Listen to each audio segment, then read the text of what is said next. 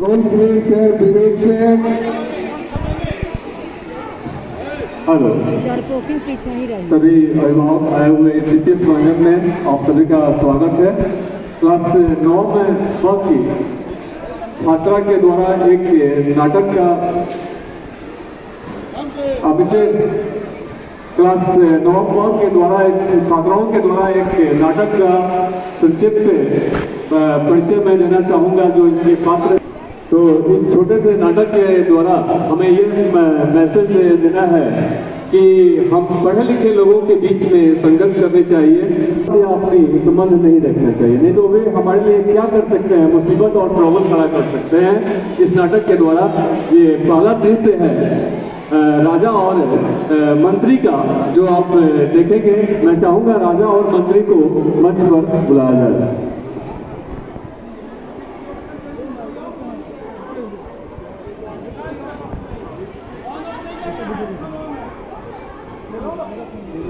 महामंत्री जी, हमारा आदेश है कि अब से दिन को रात में और रात को दिन में तब्दील कर दिया जाए।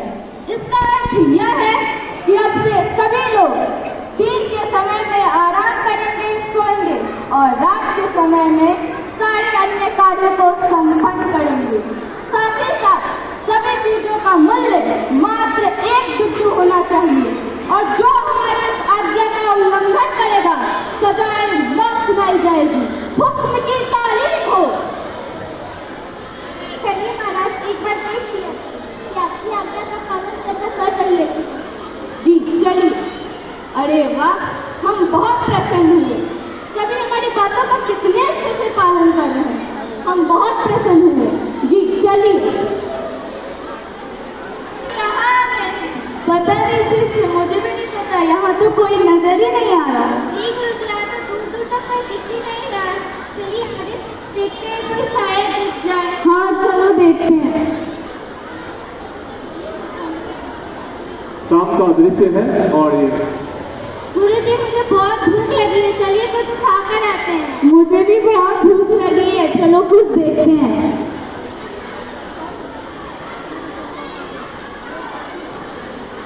ये सब कितने का है?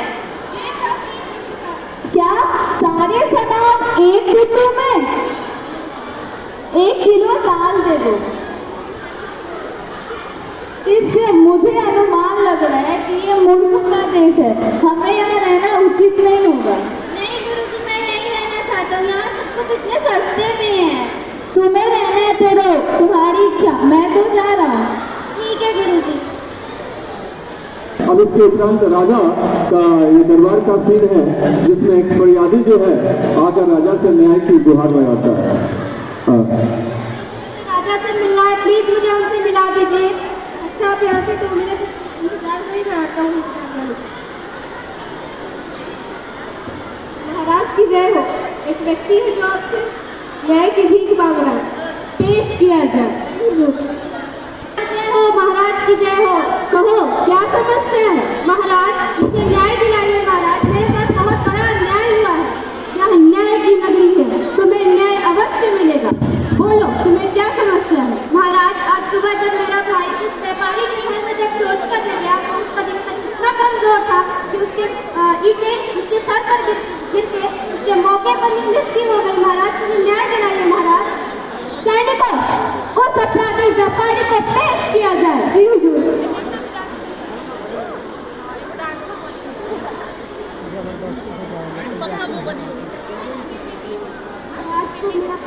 आपने मुझे बुलाया?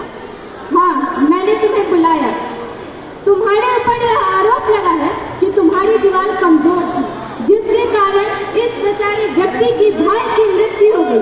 क्या यह सत्य है? जी महाराज, ये बात सत्य है कि उसकी मृत्यु हो गई, परंतु इस सबका कारण राजमिस्त्री है। मैं जानता हूँ कि वो राजमिस्त्री कहाँ रहता है। सैनिक इसके साथ जाइए और उस राजमिस्त्री को अभी इसी वक्त हमारे सामने प्रस्तुत कीजिए। जी हुजूर।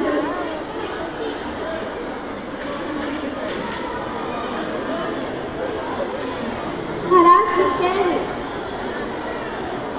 आपने मुझे बुलाया? हाँ, मैंने तुम्हें बुलाया।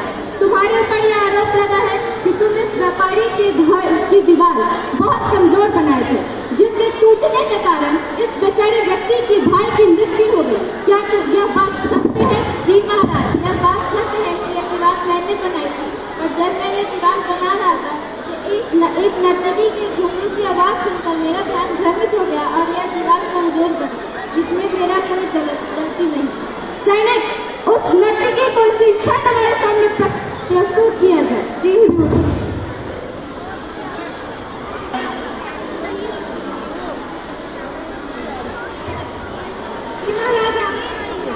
हाँ, तुम्हारे ऊपर यह आरोप लगा है कि जब यह राजमिस्त्री अपने कार्य को करने में जुटा हुआ था, तब तुम उसके इधर से इधर जा रही थी। क्या ये सत्य है? जी महाराज, यह बात सत्य है कि मैं इधर से उधर जा रही थी, क्योंकि तो मैंने अपना सोना उस सुनार को बनाने के लिए दिया था, और वो मुझे अपना सोना देने के लिए बार बार बुला रहा था 1 घंटे आधे घंटे बाद, इसलिए मैं उधर से इधर जा रही थी। सैनिक, अभी इसी क्षण उस सोनार को पेश किया जाए। कैसे आपके आगे हुजूर? हमें बुलाया? हाँ, तुम्हारे ऊपर यह आरोप लगा है कि तुम इस नर्तकी को बार बार अपने दुकान पे बुला रहे थे।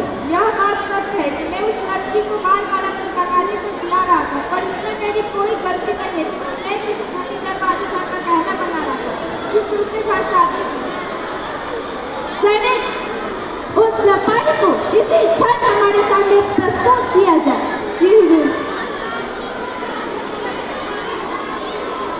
आपने मुझे बुलाया? अरे, तुम फिर आ गए?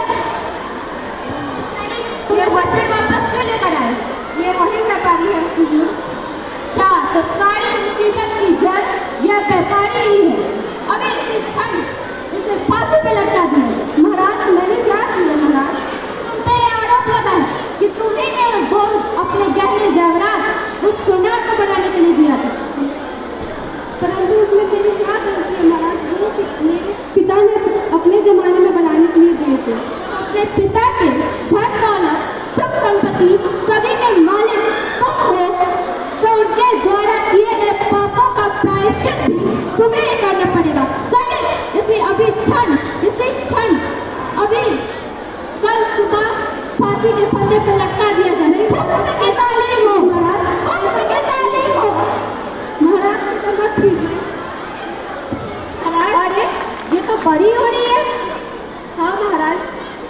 हमारे राज्य में किसी को न्याय न मिले, ऐसा हो नहीं सकता। इसीलिए किसी ऐसे व्यक्ति को प्रस्तुत करो जो दिखने में मोटा हो और इस फांसी के फंदे पे चढ़ने के लिए योग्य हो। जी हुजूर। बात इतनी है कि तुम बहुत मोटे हो और तुम उस फांसी के फंदे पे चढ़ने के लिए योग्य हो। इसीलिए अभी इसी क्षण फांसी के फंदे पे चढ़ाया जाए। हुक्म की तालीम हो। जी हुजूर। गुरुजी, मुझे बताइए, आप कहाँ हैं? जल्दी आइए। गुरुजी, आप मेरे शिष्य क्यों फांसी पे क्यों चढ़ा रहे हैं? क्योंकि यह बहुत मोटा है। महाराज, आप ये बताइए कि गुरु और शिष्य में से बड़ा कौन है? गुरु? तो आप पहले मुझे फांसी पर चढ़ाइए। बड़े अजीब व्यक्ति हो, तुम इसके लिए करना चाहती हो?